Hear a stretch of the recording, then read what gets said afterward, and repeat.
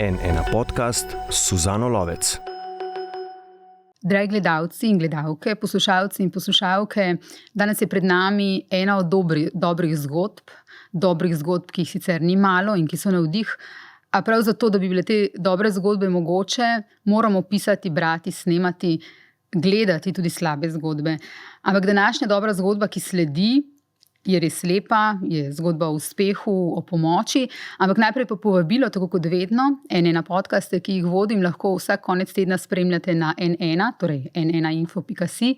Nanje se lahko naročite pri vseh večjih ponudnikih podcastov in na YouTubeu N1 Slovenija, gledate pa jih lahko tudi na EONu in na strani Metroplay. Dr. Domen Plut, pediatrični radiolog, dobrodošli, hvala, ker ste prišli v N1 podcast, še posebej, ker greste potem naprej takoj v Ameriko, ne? Hvala, lep pozdrav tudi z moje strani vsem poslušalcem, gledalcem. Me veseli, da sem tukaj, pa da se na istočnico takoj obesam. To, da se predstavijo dobre zgodbe v slovenski medicini, je tudi ena od stvari, zakaj sem sploh se odločil sodelovati, ne samo v oddaji, ampak že prvič, ko so me iz kliničnega centra povabili, da bi nekaj povedal o svojem delu, kar se mi zdi, da je pomembno, da tudi zdravniki, ki nas ni malo v kliničnem centru, ki raziskujemo, delamo dobro, delamo stvari, o katerih se lahko kaj pove, da to tudi povemo, pokažemo, da ni v zdravnikih vedno samo te slabe stvari, ki jih v zadnjem času pogosto slišimo glede našega zdravstva. Tako da hvala tudi za to priložnost, da lahko pokažem delček našega zdravstva, ki dobro delujemo. Pridemo k problemom zdravstva tudi v pogovoru, mislim, da se temu ne bomo mogla izogniti. Ampak nedavno ste v najpomembnejši reviji s področja radiologije, Radiology, skupaj s soavtorima iz Amerike objavili pregledni članek o ultrazvoku s kontrastnim sredstvom pri otrocih. V UKC Ljubljana so na svojih socialnih kanalih zapisali, da so ponosni na vas, poželi so. Vi v bistvu ste poželi res velik odziv ljudi takrat. Kakšen uspeh je to za vas, ta članek Radiology? Hvala za vprašanje. Ta članek je v bistvu res zame osebno velik uspeh. Gre, tako kot ste povedali, za vodilno revijo v področju radiologije na svetu. V tej reviji je zelo težko objaviti strokovne članke. Da te povabijo k takšnem preglednem članku iz določenega področja, izkazuje pa še posebno v bistvu pohvalo, ker pregledne članke na določene teme so v bistvu povabljeni strokovnjaki, ki so prepoznani strani uredništva revije kot vodilni na svetu iz tega področja. In s kolegi iz Boston Children's Hospital so v bistvu nas tako prepoznali in smo imeli priložnost predstaviti vse, kar tudi mi in oni počnejo.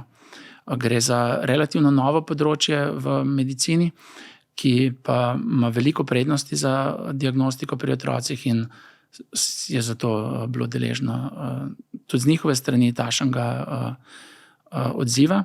Lahko še povem, v tej reviji vsak mesec izberejo en članek, ki je prosto dostopen. To so sicer plačljive revije, da lahko prebiraš članke strokovne. In kot ta članek meseca, ki je bil deležen posebne pozornosti, da so potem vsi v Ameriki, ki tudi to preberejo, dobijo neke točke za podaljšanje licence, je bil ravno ta naš članek izbran. Tako da to je pa še posebno tako čast. Recimo, tako, tako da smo bili tudi soavtorji zelo ponosni na to. Ta članek Radiology je sicer posledica vašega dolgoletnega dela, ne? Torej dobrega desetletja, ko se ukvarjate s to radiološko metodo, torej ultrazvok s kontrastnim sredstvom. Kaj se je v teh recimo 10, 11, 12 letih spremenilo, odkar vi to počnete? Tako je. Tukaj gre v bistvu, pri tem članku smo predstavili vse, kar smo v zadnjih 10 letih na tem področju naredili. Gre pa v bistvu za nove stvari. Gre za 10 let nazaj je ultrazvok s kontrastom se šele začel uporabljati. Mogoče 20 let nazaj zelo omejeno, ampak potem se počasi vse bolj in bolj uporablja. Najprej se je uporabljal samo pri določenih vrst slikanj. V teh zadnjih 10 letih pa smo ugotovili, da je uporaben še pri veliko drugih boleznih, ki nam lahko poda zelo koristne informacije. In v področju otroške radiologije se je to izkazalo še kot poseben velik napredek, zaradi tega, ker ta metoda omogoča določene prednosti, ki jih z drugimi metodami nimamo.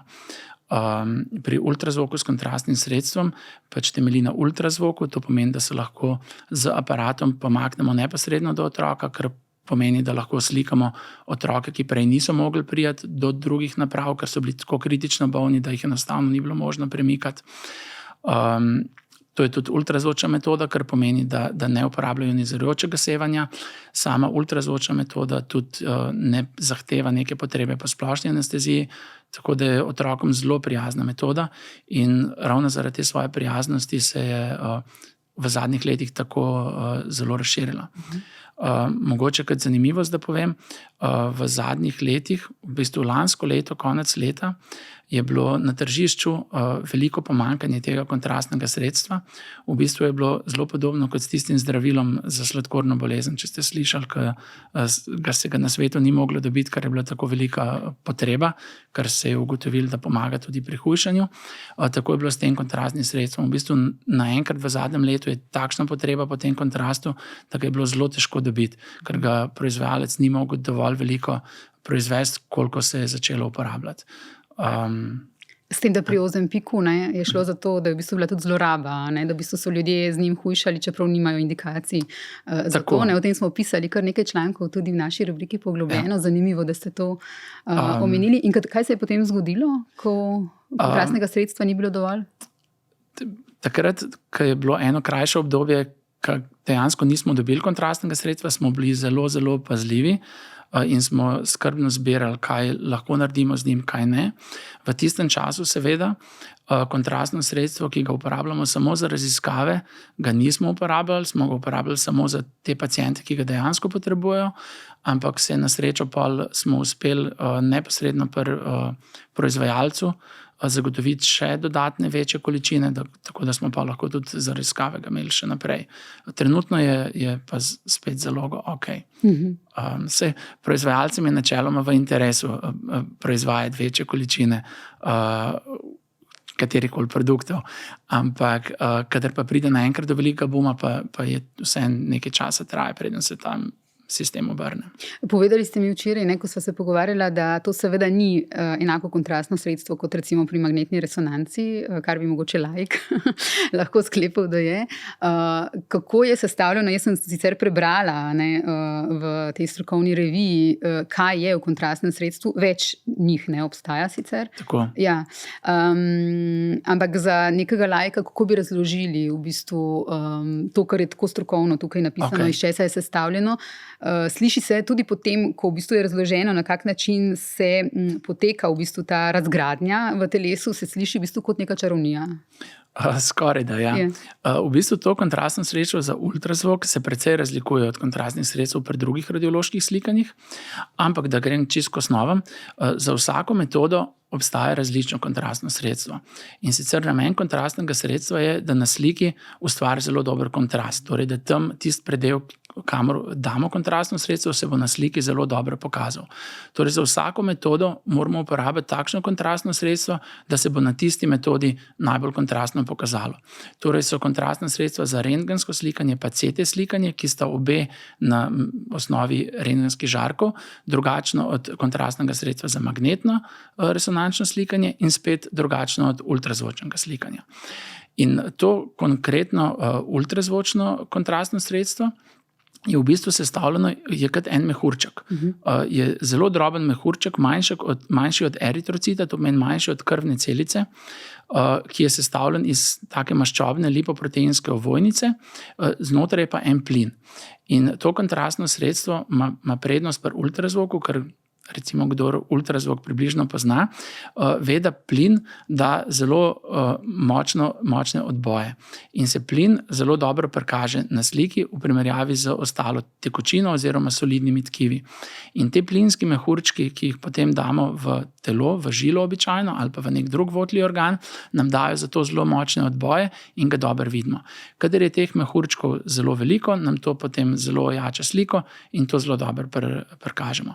Zdaj konkretno pri teh mehurčkih je še ena druga stvar, da te mehurčki tudi vibrirajo, se pač mišče oziroma oscilirajo, se ožijo, krčijo in to še dodatno ojača sliko.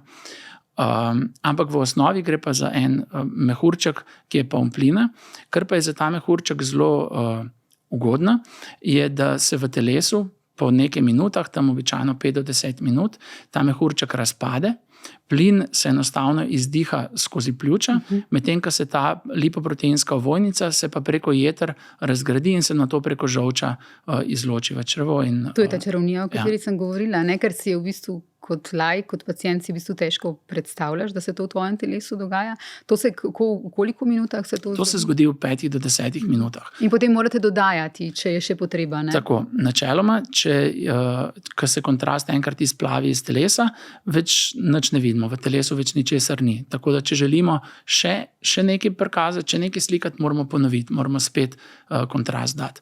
Ampak običajno v večini primerov pa v teh 5 minutah mi poslikamo vse, kar rabimo, tako da ko kontrast izgine. Je pa pri tem kontrastnem sredstvu v primerjavi z ostalimi razlika to, da kontrastna sredstva pri CT in magnetno-resonančnih preiskavah se pa na drugačen način razgradijo, oziroma se ne toliko razgradijo, ampak se preko ledvic izločajo. In tam gre pa za relativno velike molekule, ki lahko povzročajo tudi okvaro ledvic. Tako da pri določenih bolnikih, predvsem pri tistih, ki imajo že ledvično funkcijo oslabljeno, je to kontrastno sredstvo kar precej nevarno, da dodatno ne poslabša delovanje ledvic. Zato moramo, recimo, kdorkoli je že bil na kakšnem slikanju s kontrastnim sredstvom, je vedno prej moral dati kri, da se je videlo, da ledvice dobro delajo, ker če njega ne smemo dati. Pri tem kontrastnem sredstvu pa tega problema ni, tako da v bistvu stranskih učinkov je manj, najmanj od vseh kontrastnih sredstev in njegov varnostni profil je tudi zelo dober. Praktično edini stranski učinek, ki se ga pa bojimo, ki pa lahko nastane, je pa anafilaktična reakcija, ki pa lahko nastane na katerokoli snov, ko je človek v svoje telo unese. Je pa teh reakcij na srečo malo. Pri otrocih pa že tako so anafilaktične reakcije še precej redkejše. V bistvu tako neko pravilo velja, da mlajši organizem, ki je, manjša je verjetnost anafilaktične reakcije. In v vseh letih, ki mi delamo, torej v 10 letih, pri novorojenčkih, torej pri otrocih do starosti 1 leta, celo nismo imeli nobene pomembne reakcije. Nobenega stranskega učinka, ki bi bilo. Bili ste torej eden prvih na svetu, torej tukaj v Ljubljani, pri uporabi te metode pri naprednih aplikacijah, kot so slikanje možgani nedonošenčkov. To ste povedali že v izjavi za javnost. Kako se spominjate teh začetkov, torej pred recimo dobrim 10 letih?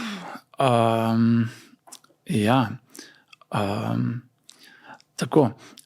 To kontrastno sredstvo se je začelo uporabljati vrsto let nazaj, najprej pri odraslih. Tudi pri nas na Kliničnem inštitutu za radiologijo je dr. Vidmarjeva bila zelo entuzijastična in je to sredstvo precej uporabljala pri odraslih, predvsem za karakterizacijo jetrnih lezij.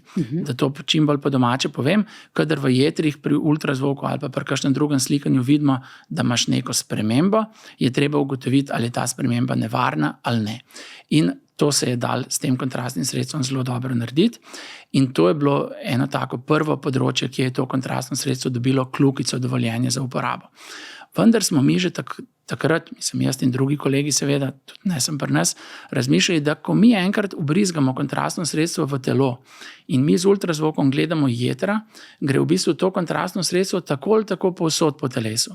In ko je enkrat dobilo kontrastno sredstvo dovoljenje za uporabo za slikanje jeter, več nismo videli zadržka, da ne bi enostavno sondo položili na nek drug organ, pa opazovali, kaj se tam dogaja. In tako smo potem začeli intenzivno gledati, kaj se v drugih organih dogaja in kaj lahko v drugih organih ugotovimo s pomočjo tega kontrastnega sredstva.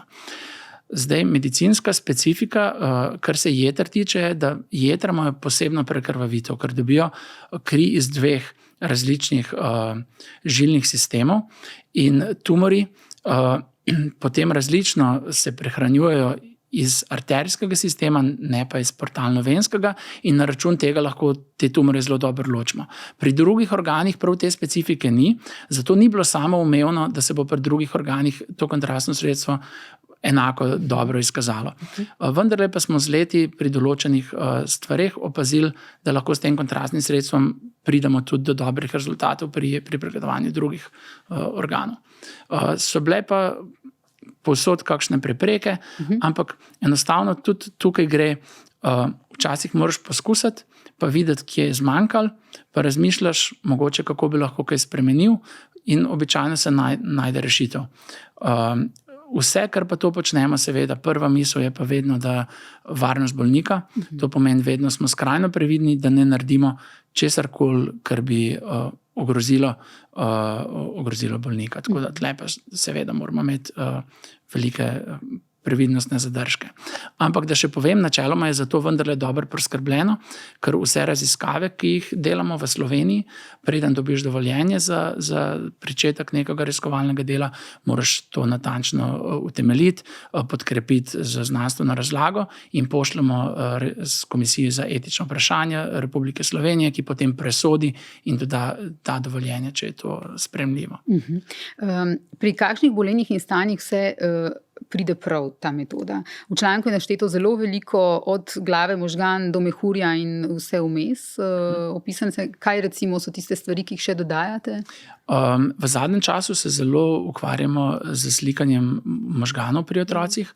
Ravno zaradi tega, ker pri določenih boleznih v možganih, kot so krvavitev pri majhnih otročkih do 1. leta starosti, so ob kritično hudih stanjih relativno pogoste, je bilo treba tega otročka spraviti nekam drugam, ven iz intenzivne enote do magnetno-resonančnega slikanja. Z ultrazvokom pa lahko pri otročku, ki še nima povsem zaraščenih lobanskih kosti, pogledamo v glavico in z uporabo kontrastnega sredstva se da krvavitve in infarkte tudi pri otrocih že prepoznati. Tako da to uporabljamo. Potem slišali ste mogoče včasih se otroček rodi, pri porodu je nek zaplet, lahko je popkovnica ovita, posteljica prej odstopi in otroček je nekaj časa brez prekrvavitve. To kontrastno sredstvo lahko uporabljamo v prvih dneh po slikanju, da ocenimo, kakšna je stopnja poškodbe, da bi lahko napovedali, kako se bo to skozi leta poznalo. V bistvu te raziskave prav z dolgoročno napovedjo še delamo, to bomo čez 10 let mogoče videli, kakšni so bili rezultati, če je ta metoda bolj uspešna od ostalih. To je recimo, kar se možganov tiče. Podobno lahko ocenjujemo poškodbo ledvic, recimo poškodbo ena določena bolezen, ki prizadene novorojenčke, se tudi lahko diagnosticira s kontrastnim sredstvom. In tukaj nam to kontrastno sredstvo precej pomaga v smislu, kadar otroček dobi to črevesno bolezen, je vedno vprašanje, kdaj bo potrebna operacija. Operacijo se probamo čim bolj izogniti, ker z operacijo je tisti del črevesja, ki je poškodovan, odmrl, treba odstraniti. In je to nepopravljivo. In včasih se zgodi, da ne veš točno, ali greš v operacijo prezgodaj ali prepozno. Če predolgo čakaš, je lahko življenje otročka ogroženo, ker se vnetje razširi po celotnem trebuhu in kasneje po črevesju, po telesu. Če pa gremo prezgodaj v operacijo, pa včasih celo kirurgi odprejo trebušček pa rečejo, vse je bilo v redu, pa je bila operacija po nepotrebnem, ker je tudi za otročka ogromno nepotrebno tveganje. In s kontrastnim sredstvom bolj natančno lahko izberemo te otroke, ki rabijo operacijo, pa kateri ne. Tako da to recimo, potem že vrsto let je v uporabi ultrazvok s kontrastnim sredstvom za diagnosticiranje refluksa v ledvičke. S tem se mi toliko sicer ne ukvarjamo. Potem ultrazvok s kontrastnim sredstvom se uporablja tudi pri kakšnih nepravilnostih razvoja kolčnih sklepov, tako da teh uporab je v bistvu res zelo veliko.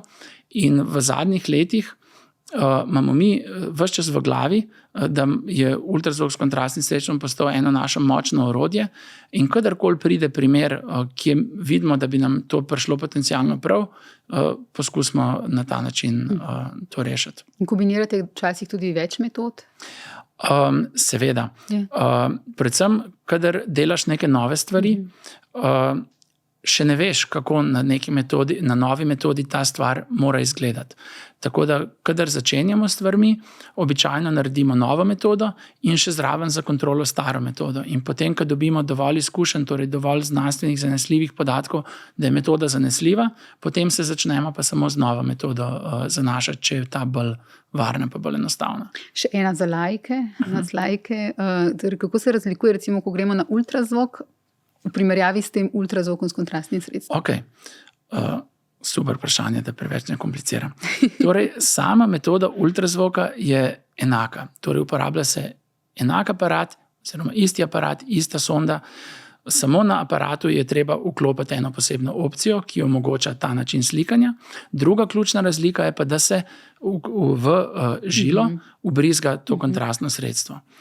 Torej, v idealnem svetu, če bi bilo optimalno organizirano, recimo lahko pride pacient na pregled, ker ima neke težave, se pri pregledu trebuha ugotovi recimo tumor v jetrih in bi lahko takoj temu bolniku ustavil kanalček, preko tega kanalčka apliciral kontrastno sredstvo in prišel do odgovora. Tako bi bilo recimo lahko v idealnem svetu. Zdaj, problem je, ker je tle potem treba dobiti napotnico za drugo preiskavo, ker je to kontrastno sredstvo spet povezano z nekimi stroški, tako da običajno vseeno se to ne zgodi v eni seansi, da temu tako torej, rečem. Ta neidealnost je v tem, da imamo tudi birokratske zaplete, čeprav razumem? Eno je to, drugo je pa tudi to, da bi ta zdravnik, ki izvaja ultrazvočno preiskavo, mora biti torej vešč ustavljanja kanalčka, ker bi načeloma vsak zdravnik lahko se izučil ali pa moral znati, in pa uporabe ultrazvoka s kontrastom. To pomeni, da na kontrastu vseeno, ko ti to narediš, pa gledaš, moraš imeti znanje tudi prepoznati na sliki to, kar gledaš. Tako da bi čist vsi zdravniki, ki delajo ultrazvok, se s tem ukvarjali, tudi ni realno. No? Tako da v praksi to mogoče v ideji bi bilo idealno, ampak v ideji, veste, bi bilo idealno v medicini, tako kot smo Dr. Hausa gledali, ko je en zdravnik, ki je vedel medicino od tukaj do tukaj, pa na koncu je še sam operiral, pač tega ni idealno bi bilo, ja. Ampak v praksi pa to ni izvedljivo. Okay.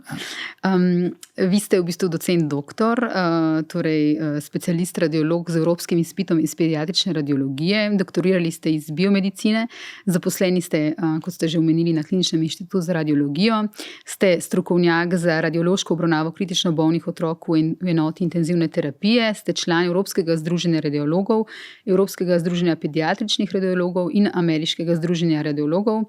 Pogosto ste vabljeni kot predavatelj na kongrese teh združenj in na katedri za radiologijo Medicinske fakultete v Ljubljani ste docent, izobražujete bodoče zdravnike. Zanima pa me ta dela z otroki. Torej, skoraj največji del vašega dela v bistvu je delo z otroki. Koliko so običajno stari, tudi zelo majhni so, tudi že v bistvu pred rojstvom nekatere spremljate. Ne? Kako poteka to delo z otroki, koliko so stari? Ste se to zavestno odločili, da želite delati z otroki? Kako je šlo recimo v vaši karieri to odločanje? Lahko tako pojasnim. Ko sem začel z radiologijo, definitivno ni bila moja prva ideja, da bom kariero zaključil oziroma deloval kot pediatrični radiolog. Pediatrična radiologija je tekom naše specializacije običajno eno od kroženj, ki ga srečamo bolj proti koncu. Zaradi tega, ker pri otrocih uporabljamo Pediatrični radiologi obravnavamo pač praktično celotnega otroka, torej od palca do glave. Zato moraš nekaj znanja že prej usvojiti, da prideš do tega kroženja. Uporabljamo pa tudi vse radiološke metode, torej rentgen, ultrazvok, CT, magnet. Zato to kroženje pride običajno proti koncu in tako je bilo tudi pri meni. Ko začneš s specializacijo, se srečuješ s temi metodami, večinoma prvič, ker na faksu imamo izobraževanje iz radiologije relativno malo, tudi ni optimalno vključeno v izobraževanje višjih letnikov pri kliničnih predmetih, tako da tega kot študent zelo dobro ne spoznaš. In potem, ko začneš specializacijo na vsako od teh kroženj, ko prideš, si bolj manj impresioniran, kaj vse radiologija omogoča in se hitro za nekaj navdušiš. Jaz sem se tudi tako navdušil za razne druge vrste slikanj in na toraksu in na skeletu in na to na interventni, kjer sem tudi precej časa še dodatno delal.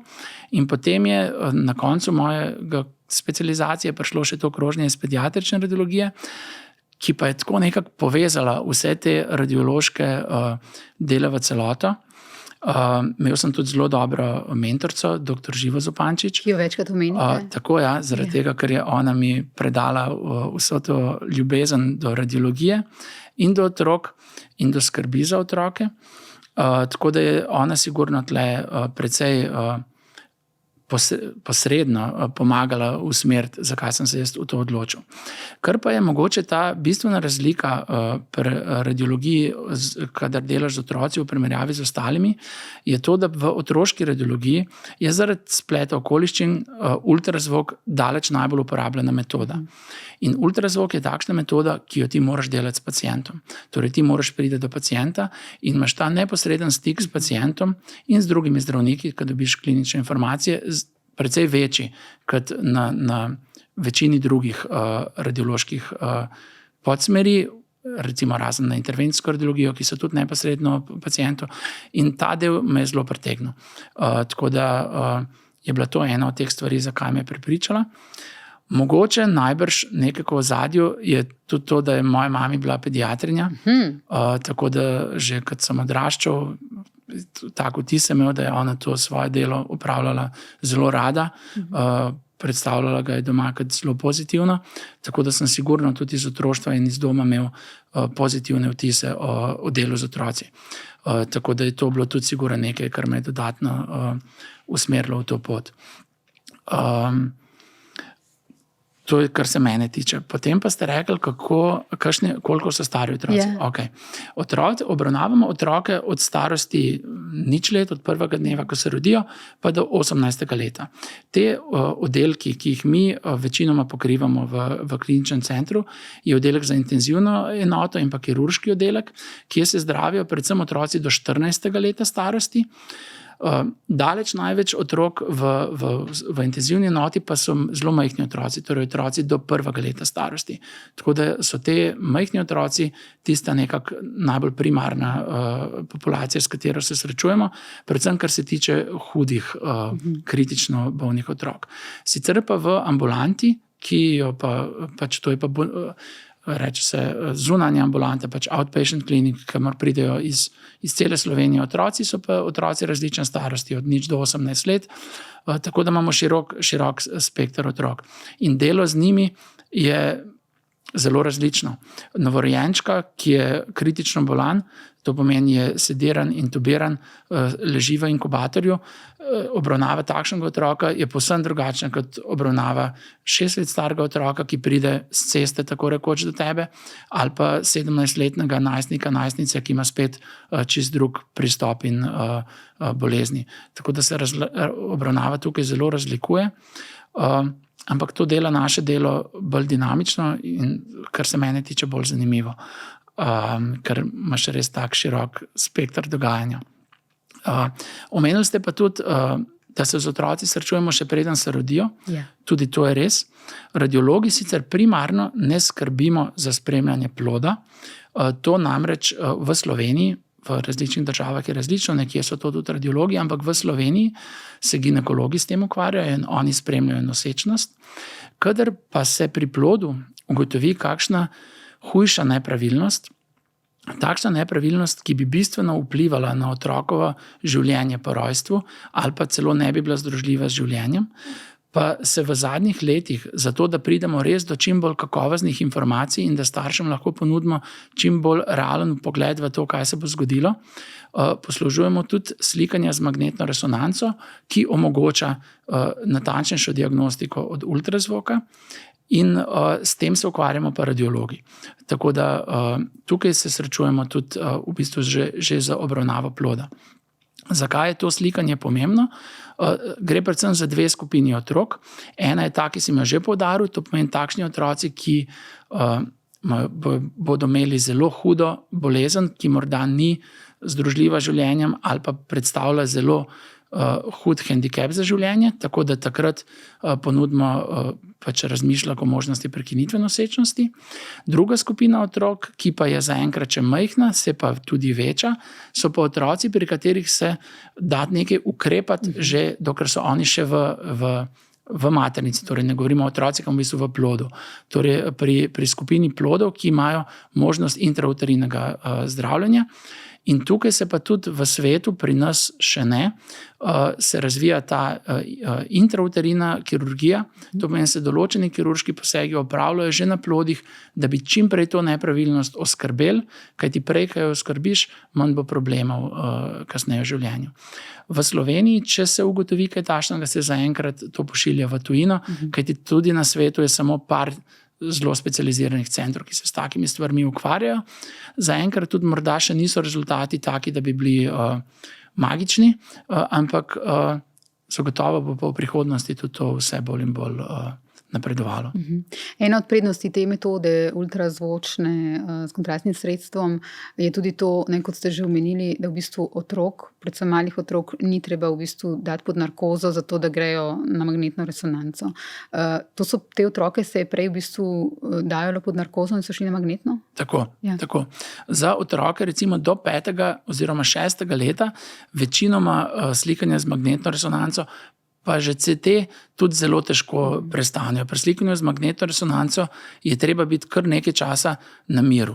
Tudi hitre sekvence trajajo par minut ali pa 3 minute, ampak kadar rečemo, da je treba biti na miru, pač to moraš biti fiks na miru. Ne kot otrok, ki je tako na miru.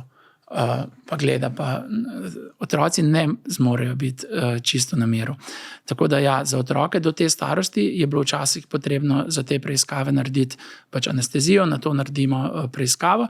Sedaj pa se takšne preiskave lahko naredijo z ultrazvokom s kontrastnim sredstvom, kjer pa otrok ne rabi biti čisto na miru. Ultrazvok je dinamična preiskava, da nam tudi nekaj več časa, tako da to je sigurno ena od pomembnih prednosti te preiskave. Ja.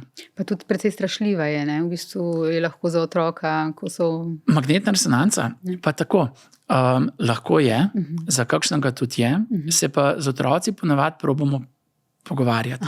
Že par dni preden otrok gre na to preiskavo, se mu pove, da bo šel v eno tako mašino, reče se, da bo šel v podmornico ali pa v vesoljsko ladjo. Zdaj v idealnem svetu, v nekaterih bolnišnicah, predvsem v Ameriki oziroma Kanadi, so te magnetne resonance res tako preurejene, kot v zabaviščnem parku, da zgleda, da gre v cev, ki je podmornica ali pa vesoljska postaja. Pri nas imamo na magnetu par slikic, otroške igračke okoli, tako da je lažje, ampak s pogovorom se da marsikakšnega otročka prepričati, da gre v to rajši. Pri tem slikanju so lahko tudi starši zraven. Starši so lahko blizu, otročka se dotikajo, tako da se da tudi pri majhnih otrocih, recimo od 5. 6. leta starosti naprej, to na ta način izpeljati. Ja. Torej, vi ste delali ta članek s kolegi iz Boston Children's Hospital, ki je v bistvu najpomembnejša otroška bolnišnica v Ameriki, ne, in harvardska učna bolnišnica, če se tako reče. Kako to, vemo, da ste v bistvu vi pred njimi uporabljali to metodo, ker je bilo kontrastno sredstvo prej v Evropi registrirano kot v Ameriki, ampak vendarle, kako da so izbrali ravno vas, verjetno to ni bilo naključje. Okay. Najbrž ne. Ja. Ampak tako, da začnem. V bistvu sodelovanje med inštitucijami se ni začel s kontrastnim sredstvom. V bistvu je en splet okoliščin bil, da smo ta stik navezali.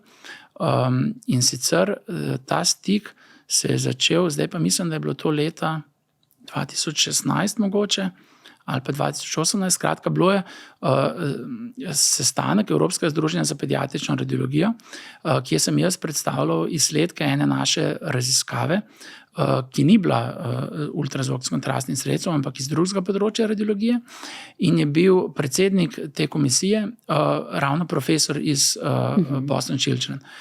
In v tistem sklopu so podeljevali nagrade za najboljše raziskave, ki jo je naša raziskava prejela. In ta profesor je bil predsednik te komisije in je to opazil. In takrat se je v bistvu začel ta stik. Potem me je povabil k sodelovanju k nekaterim drugim projektom.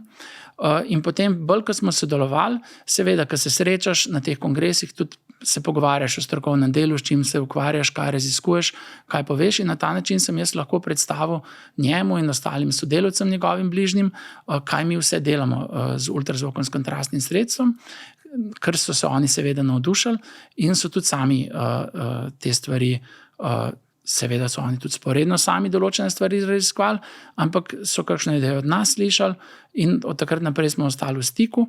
In potem je prišla ta priložnost, da so v bistvu nas za ta članek povabili.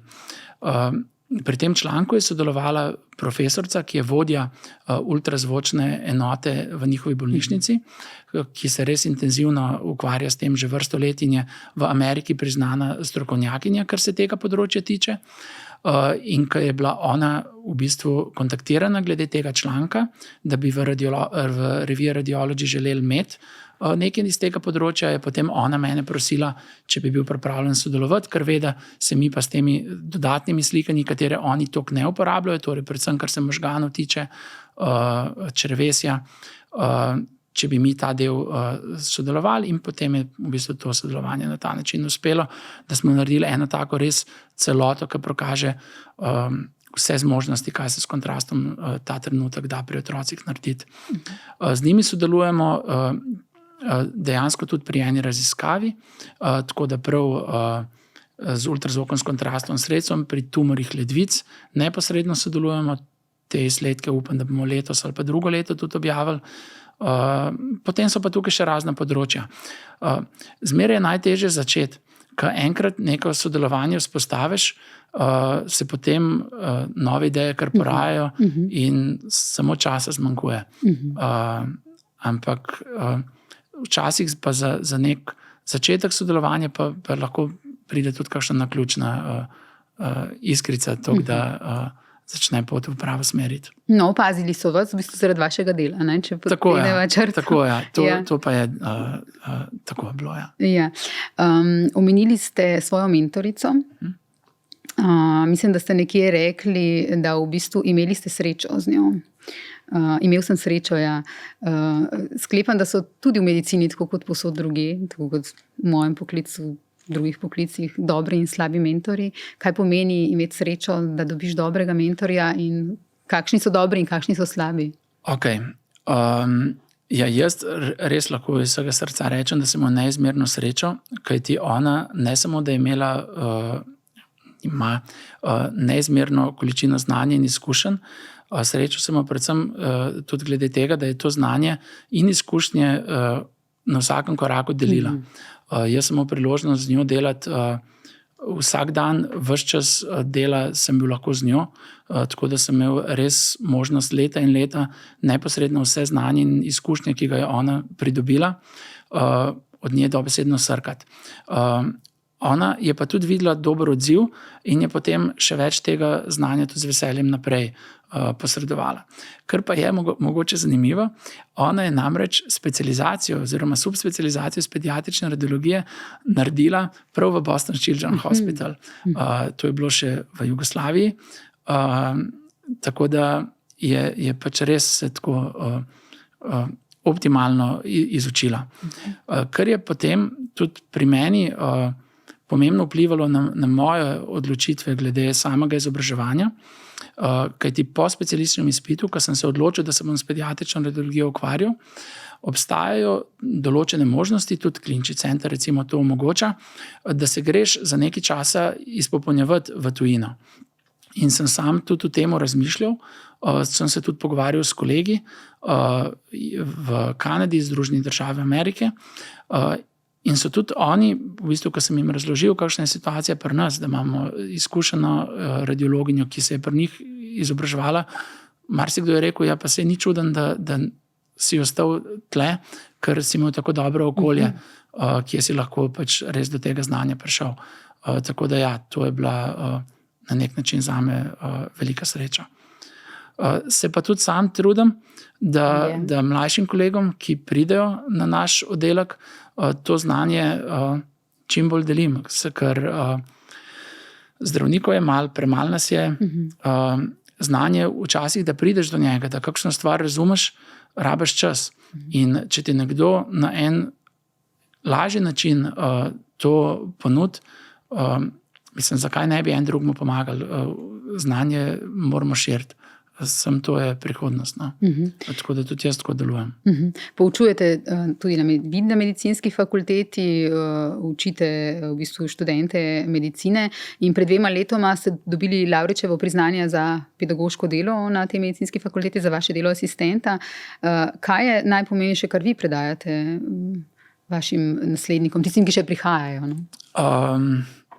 Ja, mislim, da najpomembnejše, kar recimo kot radiolog lahko predajam, je to, da poudarjam, da že študentom poudarjam, kako je radiologija pomembna v medicini. V bistvu v medicini katerakoli obravnava skoraj da nič pri hujših boleznih se ne bo zgodilo brez vmesnega koraka radiologije. In radiologi smo zelo vključeni v bistvu klinično delo in lahko zelo veliko pomagamo. Da pa dobro pomagamo, moramo imeti dobre podatke o pacientu in pa dober stik z drugimi zdravniki, ki na to zdravijo bolnika. Torej, pomembno je dobro znanje, dobro poslušati bolnika. Večino bolezni prepoznamo tudi radiologi, že sem s tem, ko dobro poslušamo pacienta, ga pregledamo. Na to iz tega, kar na sliki vidimo, v kombinaciji s tem, kar od pacienta izvemo oziroma vidimo iz kliničnega pregleda, pridemo do čim boljše diagnoze in potem, že ko to postavimo, moramo mi naše izsledke znati dobro posredovati naslednjemu zdravniku. Tako da tudi ta korak je zelo pomemben, kajti če mi odlične informacije ugotovimo, pa jih ne znamo na dober način posredovati, da tisti na drugi strani ne bo dobro razumel, spet lahko pride do neke škode za bolnika po nepotrebnem ali pa izgube časa. To pomeni predvsem to sodelovanje, pa biti zelo vključen v obravnavo bolnika. To se mi zdi je najpomembnejše. Tukaj so vi misli šle sicer na čisto to primarno raven, ker ste omenili pomen komunikacije, pa poslušati bolnika. Imate tudi vi kdaj občutek, da je te komunikacije recimo premalo? Veliko komunikacije zdaj, hočem reči, z družinskim zdravnikom, z osebnim zdravnikom je prek pisne, zdaj bom šel pa zelo v nevarne vode, da tako rečem. Ampak zakaj imam jaz kot radiolog tudi tako rad ultrazvok v primerjavi z drugimi metodami, je zato, ker pri ultrazvoku si primoran biti neposredno v bolniku in informacije o njegovem zdravstvenem stanju, torej o kliničnih podatkih, o njegovih simptomih dobiš iz prve roke. Lahko jih dodatno vprašaš, res izvlečeš tiste ključne malenkosti, katere zdravnik rab za prepoznavo pravilne diagnoze. In medicine brez bolnika se jaz ne morem iti. Tako da meni bi bilo to zelo težko. Je pa realnost taka, da medicina, da so težnje medicino se iti daleč. Je pa to zelo težko. Če te zdravnik po telefonu ali po mailu ne vidi, ne pretipa, ne vpraša še dodatno. Zdravnik imam zelo težko bom postavil bom težko prepričan v svojo diagnozo in v svoje odločitve z malo informacijami. Zato mi bližina in neposredna komunikacija omogoča pridobitev teh dobrih informacij, da lahko postavim čim boljšo diagnozo. Ampak to je mogoče moj pogled z vidika svoje varnosti, ker jaz želim biti čim bolj prepričan, da bolniku res čim bolj z vsem znanjem, ki ga premorem, pomagam. Manj informacij, ki jaz dobim, manjša verjetnost je, da bom postavil optimalno rešitev. Lahko jo bom, verjetno v večini primerov bom, ampak včasih so pa tiste dodatne ključne malenkosti, ki jih lahko izveš, pa ključne za postavitev prave diagnoze in usmeritev bolnika na pravo pot.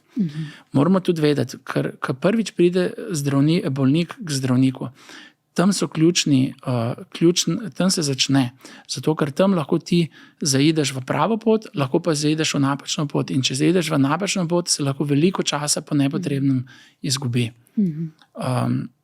Recimo en banalen primer, ampak pri otrocih je relativno pogosto vnetje slepiča. Če je to vnetje slepiča v prvi fazi, ki je dokaj nespecifično, otročka boli trebušček, pa mogoče ima lahko malo driske, lahko se slabo počuti bruha. In takrat lahko presodimo, ali gre mogoče za gastroenteritis, to pomeni eno drisko, bakterijsko, in otroka se bo napotil recimo k infektologu, ali pa nekdo presodi, da gre za vnetje slepiča, pa se bo napotil otroka k kirurgu. In infektologi, recimo po njihovi stroki, srečajo večinoma te bolnike, ki imajo gastroenteritise, driske, in bojo primarno v tem sklopu probali oskrbeti bolnika, ki pa mogoče ima bolezen, ki je kirurška. In tak bolnik bo potem mogoče z vnetjem slepiča kakšen dan kasneje prišel do kirurga po drugi poti in je lahko ta slepič mogoče, ki je včasih zna biti zelo hitro potekoča bolezen, lahko že perforira, to rečemo po domače spusti. In je potem bolezen hujša, mogoče operacija težja, rabi kakšen dan več v bolnišnici. In take malenkosti je težko prek telefona ali pa prek e-maila razločiti. No? Torej, komunikacija. Vi ste sami že na začetku, brez mene, omenili probleme slovenskega zdravstva, torej čakalne dobe, slabša dostopnost do zdravnikov in še. Kaj vi opažate in kako vi razmišljate o rešitvah za slovenski zdravstveni sistem, da bi bilo boljše za paciente? Zdaj, nekoč ste rekli, ljudje ne čakajo ure in ure na urgenci za brezveze, čakajo, ker je nekaj narobe, ker potrebujejo pomoč. Kaj bi vi spremenili, če bi lahko? Zdaj, najbrž jaz nikoli nisem bil v taki vlogi, da bi lahko karkoli spreminjal, in si predstavljam, da je spreminjati stvari veliko težje v praksi kot v idejah, tako da ne vem, tle odgovore ne morem ponuditi. Kar pa lahko povem, je pa to, da sigurno so čakalne vrste velik problem. Velik problem so tudi zaradi tega, ker zelo veliko ljudi išče zdravniško pomoč. Kakšni, ali pa bom tako rekel, težko je zagotoviti vsakmu, previdno izbirate besede, v redu. Zaradi tega, ker je težko odgovoriti, ampak tako bom rekel. Kar medicina danes nudi človeku, je neverjetno, ogromno. Zelo veliko možnosti, ki jih 30 let nazaj ni bilo. In da bi vsakemu človeku, prebivalcu nudil vse, kar nudi današnja medicina, mislim, da ni zdravstvenega sistema na svetu, ki bi kaj takšnega lahko nudil. Tako da to je prva stvar, ker je medicina danes vrhunska in v vsej svojih vrhunskosti je pa veliko stroškov. Tako da tle moramo biti malo realni. Ampak osnovno zdravstvo bi pa moralo biti za vse državljane. In za vse ljudi na svetu bi si to seveda želel. In tle narediti dobro mejo, kaj je to, kaj nujno rabimo, kaj pa je to, kaj morda ni toliko nujno, pa lahko tudi zelo veliko denarja stane, je pa zelo težko. Tako da verjetno je treba na tem neke dobre meje narediti. Torej, kaj je tisto, kar zdravstvo nam sploh lahko nudi, glede na zmožnosti, kar se tiče financ in kar se tiče kadra. Kajti realnost je povsod na svetu, da je kader omejen in pa finance so omejene. Tudi število zdravnikov. zdaj me bo zelo kdo napadel, ampak v Sloveniji na leto izobrazimo določeno število zdravnikov. Ni kar tako reči, bomo izobrazili 2-krat več zdravnikov. Te zdravniki morajo kot prvo imeti dobro voljo in dobre zmožnosti za to. To pomeni, že številom ljudi, ki so s srcem in glavo in kapacitetami za ta poklic ustvarjeni, je omejeno. Drugo je, da moramo jim zagotoviti zelo dobre možnosti, da se imajo naučiti. Naučiti se ne more nekdo, da mu daš kup papirja, tako pač se ne moreš medicine naučiti. To pomeni, rabiš tudi bolnišnično okolje, mentorje in paciente. Tako da je to zelo težko. In realnost je, da bo omejitev glede kadra vedno obstajala. In druga omejitev glede stroškov bo seveda obstajala. In potem je glede na to, morajo tisti strokovnjaki, ki vodijo to našo košarico zdravstvenega sistema, to ustrezno sestaviti. Tako da tam mislim, da je ključ do rešitve zdravstva. Pa to, da za čisto vsako bolezen ne rabiš oskrbe takoj. In da določene mere bojo zdravstvene, bojo čakalne vrste vedno. Meni je bilo zelo zanimivo, pred leti mogoče 1-2 leti nazaj na kongresu, sem govoril s kolegom iz Švice in sva tudi malo zašla v splošno temo zdravstva in mi je on povedal, kako pri njih so pa največji problem čakalne vrste. Zakaj? Kar je bilo meni čisto nerazumljivo. Kako pa mi skozi govorimo v Švici, je pa zdravstvo idealno. Ampak zaradi tega, ker danes imamo ljudje, ki imamo nek problem, želimo takoj rešitev. Tudi današnje generacije vse hočejo takoj. In imaš nek zdravstveni problem, ki dejansko ne rabi nujno oskrbe. Tudi ne rabi oskrbo čez 1 teden. Ne rabi pregled čez 2 tedna, ampak hočeš ga takoj. In tega takoj vse noben zdravstveni sistem ne premore. Pa je v slovenskem sistemu dovolj dobro poskrbljeno, da tisti, ki pa rabijo takoj, to tudi dobijo, ali pridejo na vrsto, torej vemo, da kdaj pridejo na vrsto tisti, ki pač imajo denar, da si lahko plačajo, mogoče pa kdo drugi, ki pa je bolj potreben, a brez denarja čaka. In to je verjetno eden od teh problemov, o katerih tudi vi govorite. Nekaj teh problemov je, bi pa po svojih izkušnjah, kakor vidim v delu v primarnih ambulantah, večina ljudi, ki rabi oskrbo, jo dobi pravi čas. Ne pa vsi. To pa je dejstvo. Ampak zakaj je ne vsi, so pa različni vzroki. Lahko je, da stvar ni bila pravilno prepoznana, kar se lahko zgodi. Vsak od nas naredi napako kdaj. Se je nekdo znan rekel, da motiti se je človeško. Več delaš, večja je verjetnost, da boš tudi napako naredil. Najmanj napak naredi tisti, ki nič ne dela. To se bomo najbrž vsi strinjali. Kakšne zgodbe so pa, recimo, kar jaz velikokrat vidim, jaz namreč delujem tudi v eni ambulanti, ki je pač za odrasle, recimo primarna, pa ljudje sami pridejo. In velikokrat se mi zgodi, da pri teh tumorskih boleznih pridejo ljudje s kakšnim tumorjem, ki se odkrije tako prepozno, da rečem, ampak, ko se pogovarjaš z bolnikom, ugotoviš, da ni prepozno prišel, ker ni bil pri zdravniku tudi pravi čas, ampak velikokrat tudi prepozno ljudje pridejo. Tako da dosti teh zgodb je tudi, da ljudje prepozno pridejo.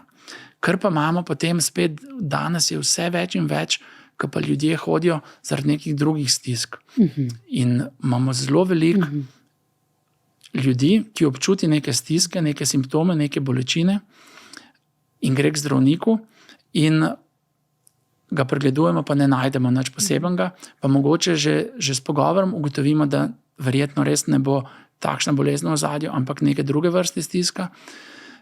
In to se mi zdi, da je danes en velik izziv za osebnega zdravnika, ker mislim, da ima kar nekaj časa, pa energije gre tudi v tej smeri zdravstva. Ampak da se razumemo, to so tudi ljudje, ki so v stiski in rabijo pomoč. Absolutno. Tako da oni tudi rabijo svoj čas in mesto. In je tukaj na osebnih zdravnikih, da mogoče oddelajo ta del, da ne radiologi. Jaz sem prepričan, da oni to tudi oddelajo po svojih najboljših močeh. Je pa to težko, ne. Pač vsako tako delo zahteva čas in pogovor In tega pa potem zmanjkuje. Ja. Vi delate tudi s zelo težko bolnimi otroki, nekateri tudi neozdravljivo bolnimi. Veliko je tukaj tudi težkih zgodb, ne? Najbolj za starše seveda in za otroka, ampak tudi vi se z njimi srečujete. Kako ste vi opremljeni za takšno delo?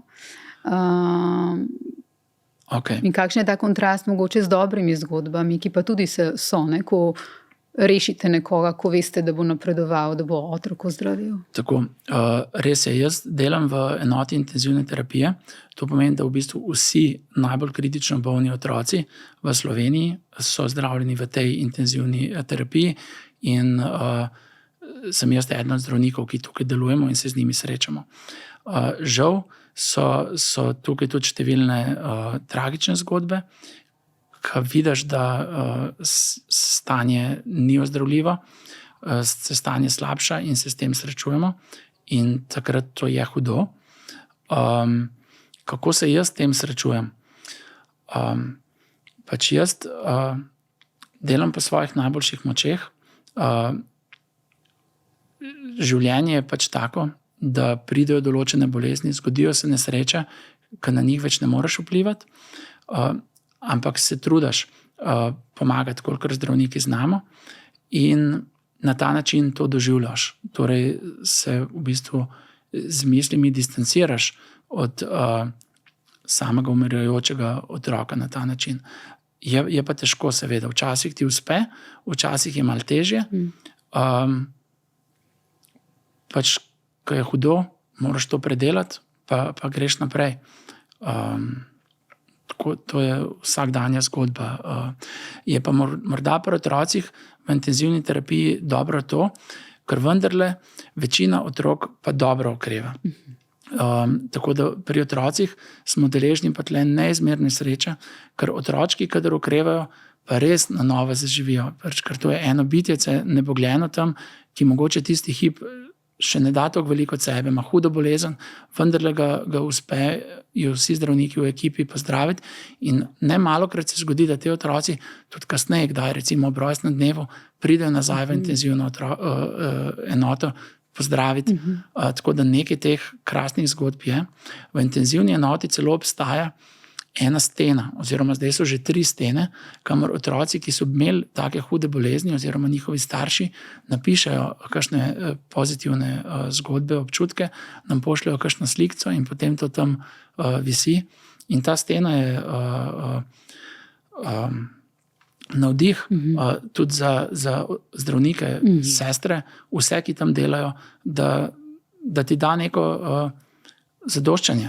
V bistvu lažje hodiš v službo, če veš, da poleg tistih, ki se nesrečno končajo, je vendarle veliko stvari, ki pa se je dobro končali in si pripomogel. Da odtehta v bistvu tudi težke trenutke, ki sicer so težki trenutki staršev in otrok, ampak tudi hkrati vaši v bistvu. Ja, ampak so ne moramo se primerjati starši, kar to si pa... Je pa verjetno pomembno to, kar ste vi rekli, da predelate, je verjetno pomembno tudi, da vi, zato da lahko dobro delate, da znate to predelati. To vas je kdo naučil, vas to naučijo na fakulteti kasneje, ali je to nekaj, s čimer se spopada vsak sam? Hočem reči, seveda je trpljenje staršev in otrok, je tukaj sploh ne delamo nobene primerjave, ampak zato, da vi kot zdravnik lahko dobro funkcionirate, je verjetno tudi ta stvar pomembna. Ja, absolutno. In tukaj nas nihče ne nauči tega. Tekom faksa nimamo nekih predmetov ali pa pogovorov, ki bi te naučili, kako te stvari predelati. In to nisem pri otrocih, vse pri odraslih so enake zgodbe. Jaz mislim, da tle vsak sam mora najti način. Tudi ne bi rekel, da to obstaja univerzalen način. Kar meni pomaga, je to dobro poznavanje medicine, telesa in bolezni, tako da kadar se te zgodbe na ta način končajo, da dobro razumem, zakaj je do tega prišlo, da vem, kaj je bilo neizogibno. Mogoče tudi kakšna stvar, kje bi se dalo kaj drugače ukrepati, ampak predvsem to, pač moraš biti miren, da si vse naredil po najboljših močeh. Ampak če imaš dobro znanje, se mi zdi, če si vse delaš po najnovejših smernicah, po vseh zmožnostih, ki jih medicina omogoča, ti to nekako uspe. Po moje so najbolj težke stvari takrat, ko imaš občutek, če bi mogel kaj več narediti. Zato pa moramo zdravniki, tako vsi funkcioniramo, pač vedno daš vse od sebe. Večkrat vse od sebe pa ne morem dati se nikjer v življenju. Tudi na izpit, ko smo hodili, pač, naučiš se, kolikor si se zmogel. To je pa to. Zdaj, ko se pogovarjamo o teh v bistvu težko bolnih otrocih, ki nekateri na srečo z vašo pomočjo potem živijo normalno življenje, srečno življenje, zdravo življenje. Seveda ne more misel mimo drugih otrok, recimo otrok v Gazi, v katerih si sploh ne moramo predstavljati, kaj se jim dogaja, torej, ki v tem trenutku, ko se mi da pogovarjava, stradajo, ki v bistvu jih ne zdravijo, če potrebujejo zdravljenje, nasprotno, v bistvu, ki so tarče, umirajo. Razmišljamo o tem, kako smo privilegirani, da se lahko pogovarjava o otrocih v Sloveniji na način, kako jim bolje pomagati, ne pa o tem, recimo, stvarih, da niso deležni stvari, kot so jih deležni neki drugi otroci, ki imajo to nesrečo, da so se rodili na nekem drugem koncu sveta. Ne? Točno to, zelo se strinjam. V današnjem svetu, pa tudi v celi preteklosti, ampak če pogledamo, recimo, da danes razmere smo lahko ne samo zaradi otrok, ampak tudi nasplošno predvsem zelo zadovoljni, kje smo se rodili, pa kje živimo in kakšno življenje nam v bistvu to naše okolje omogoča, ker definitivno smo privilegirani. Če gledamo, da je 7 milijard ljudi na svetu, jih ne živi veliko procentov tako kot mi. Tako da, če se tega zavedaš, si lahko sem zelo vesel.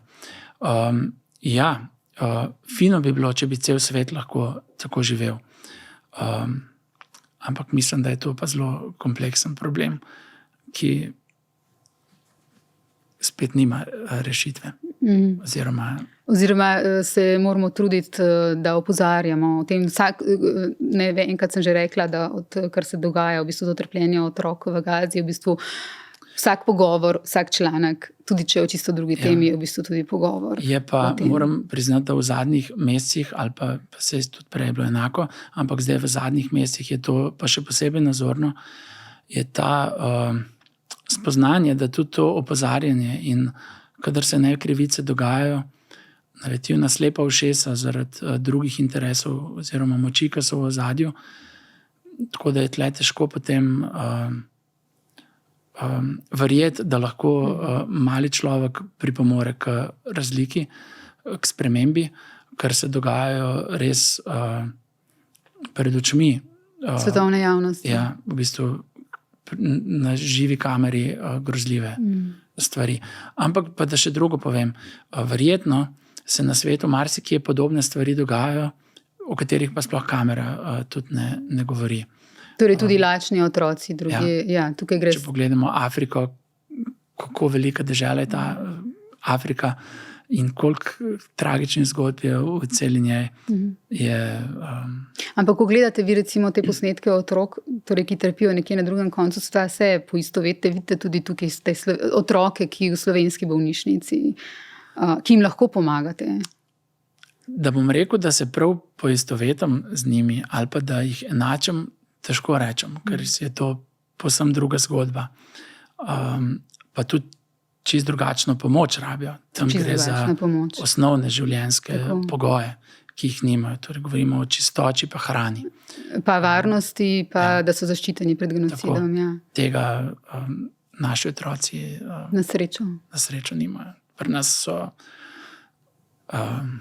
čisto drugi problemi. Okay. Najlepša hvala za to, kar ste nam razgrnili o vašem delu, o tudi dobrih zgodbah. Seveda govorila sva tudi o tragičnih in hudih zgodbah, ampak to je del življenja. Hvala za vaše gostovanje. Hvala za vaš čas. In hvala tudi vam, dragi gledalke in gledalci. Naslednji teden smo spet z vami.